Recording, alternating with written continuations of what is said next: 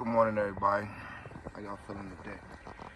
All right, man. I've been seeing a lot about this 100 unarmed men versus silverback gorilla, and even in my I got a chat room for all of the people in my boxing program. We be talking about it in there too. So I thought I'd make this video to address it as someone who is an expert on violence. I consider myself an expert on violence. I've been around it most of my life, and I've been taught it most of my life. I now teach it. So, as a person who, studied violence, let's just put it like that. I studied violence all my life. Studied it. Okay? And participated as well. So, could 100 men beat an 800-pound gorilla? 108 unarmed men beat a 100-pound gorilla? If you ask me, my money is on the gorilla. My money is on the gorilla. Because it won't be 100 men versus one gorilla for very long. That's where it would start.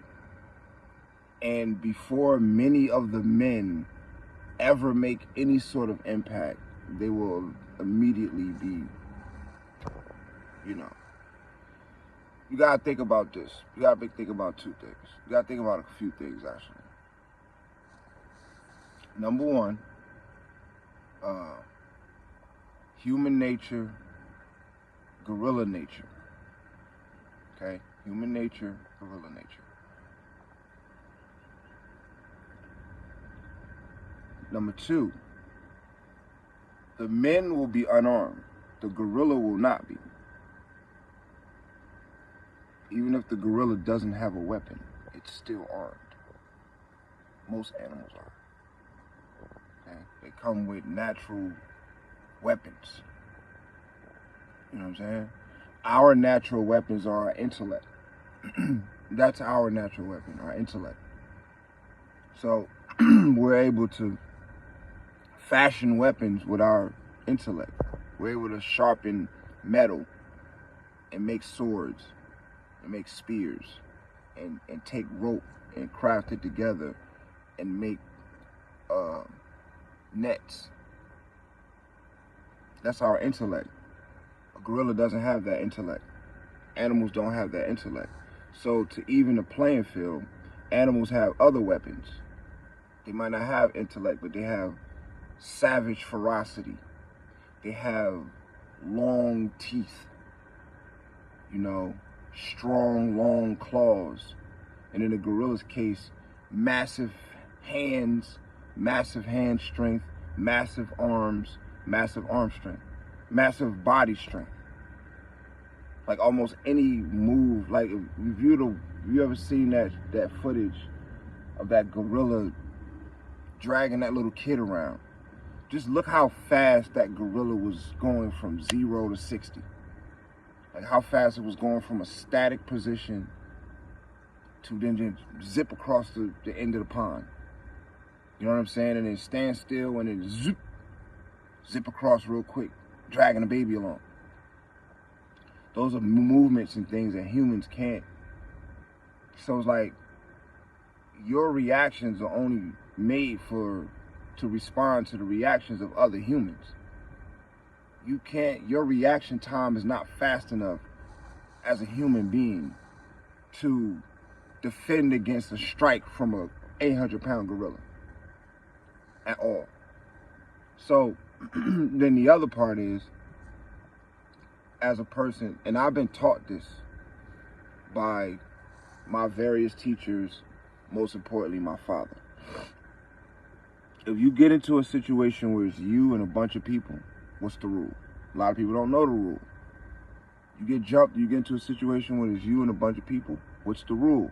A lot of people don't know the rule. The rule is, you do the first person you can get your hands on so dirty that hopefully it will dishearten anyone who comes after him. So even though it's 100 people, the first 5 or 6, because it's going to like, 100 determined people, right? And the first ones are going to be the ones who are the most determined. Everybody's not going to be on the same equal level of determination. The first wave is going to be the ones who are the most determined and the ones with the most to prove. So the second wave are going to be those who are a little bit less determined, and they want to see what the first wave do. If the first wave go in there and get brutally just mauled quickly, just destroyed physically in such a way that you can't even, when you see it, it immediately put feelings in you that you don't like. So now your determination dropped a little bit more. So it went from one gorilla versus 100 to one gorilla versus 90 in just a couple seconds. And then one gorilla versus 80 in a couple seconds. And then by the time you get through the first 20 people, whether they're dead or just incapacitated, some of them going to be trying to run. All right, all the rest of the 100 is not going to be on the same level of determination. And if you don't believe that, all you got to do is just study ancient battlefields, and whether it's the Civil War or you know, other, I mean, I study warfare, so, you know what I mean? Like, it's a lot of different battles and all over the world, you know what I mean? From the Zulu tribe to, you know what I'm saying, the French Revolution to, I mean, listen, we can go all over the place, right? There have been many instances where smaller armies or smaller factions of people have defeated large armies, and that's how it happens. You know what I'm saying? You start off thinking you have overwhelming force. Mistake here, casualties here. Things happen. Your numbers start dwindling. The morale starts to go down. People start running. Now the smaller group has the upper hand. So it'll be the same with a gorilla, because it won't be much that unarmed humans, like, what is unarmed human, what are they going to do? They're going to punch them, kick them, grab them. Like, grabbing them would be like, let's say 10 humans feel like they're going to grab them. I mean, 100 people can't operate all at one time. You know what I'm saying? They will have to operate in waves. Because if 100 people try to grab them at one time, they're going to be grabbing each other. You know what I mean? So, yeah, that's my answer to the question. 100 people versus an unarmed gorilla. My money is on the gorilla. My money is on the gorilla. Once the gorilla starts going through people in a way, in a fashion, you know, he's biting, he's ripping, he's throwing, he's hitting, he's pounding. Once somebody starts running up to a gorilla and they actually see him hit somebody one time in the head on the ground and their head just smash,